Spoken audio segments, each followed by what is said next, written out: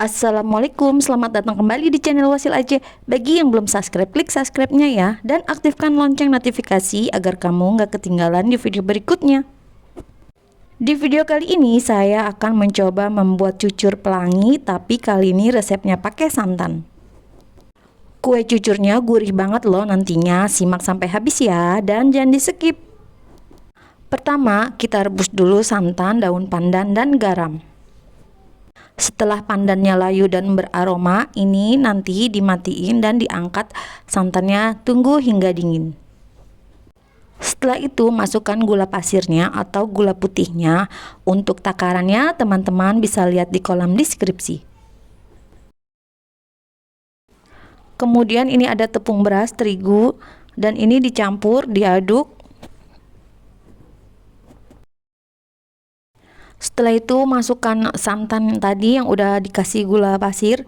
Kemudian ini diaduk-aduk terus sampai diaduknya ini sampai 10 menit.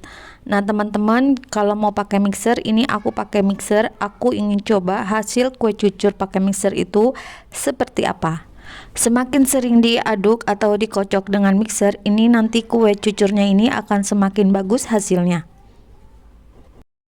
Setelah 10 menit diaduk dengan mixer, teman-teman tambahin air sedikit ya, karena tadi kan santannya itu kita masak dan kadar airnya berkurang, jadi ini saya tambahkan air sedikit agar takarannya tadi pas ya, sesuai takaran airnya.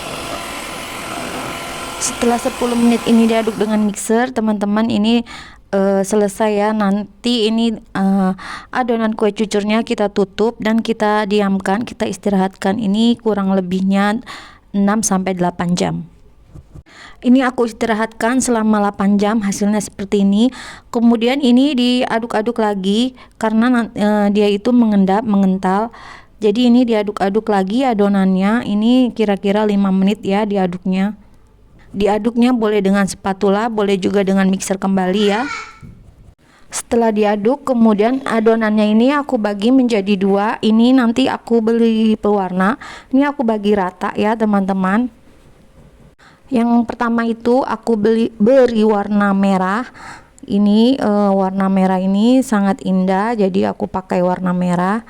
Nah ini diaduk sampai warnanya ini merata. Nah sisa adonannya ini aku beri pewarna biru.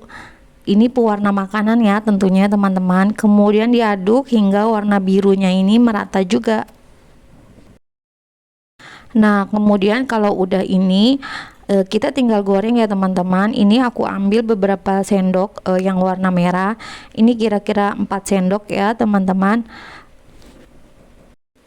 Dan aku ambil juga yang adonan kue cucurnya yang warna biru, ini sama takarannya, ini sekitar 4 sendok.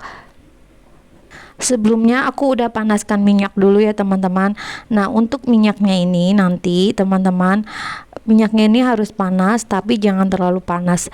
Untuk apinya ini dia api kecil ya. Kemudian cara menggorengnya ini gampang banget. Ini tinggal dituang aja kedua adonan berbarengan ya teman-teman. Nah ini adalah hasilnya. Kue cucurnya ini berserat, mengembang, dan dia membentuk topi ya teman-teman. Dan warnanya ini tidak menyatu, warnanya ini berpisah, tidak menyatu.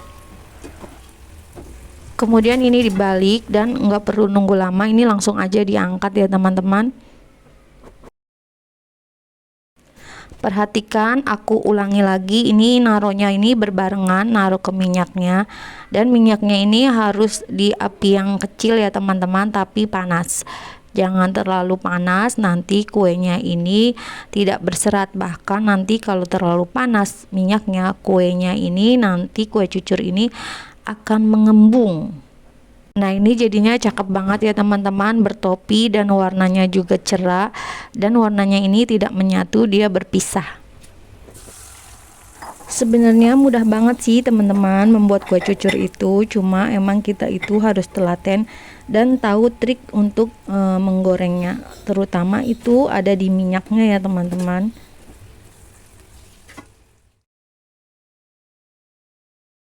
Nah ini udah jadi ya teman-teman, ini hasilnya Kue cucurnya ini membentuk topi dan kue cucurnya ini agak sedikit menul, tapi nggak menul banget, dan kue cucur ini berserat kalau dibalik. Nah, ini yang full berwarna merah tadi karena sisahan adonan yang birunya habis. Nah, ini hasilnya ini seperti ini. Ini tuh kue cucurnya berserat. Aku cobain dulu ya teman-teman, gimana rasanya.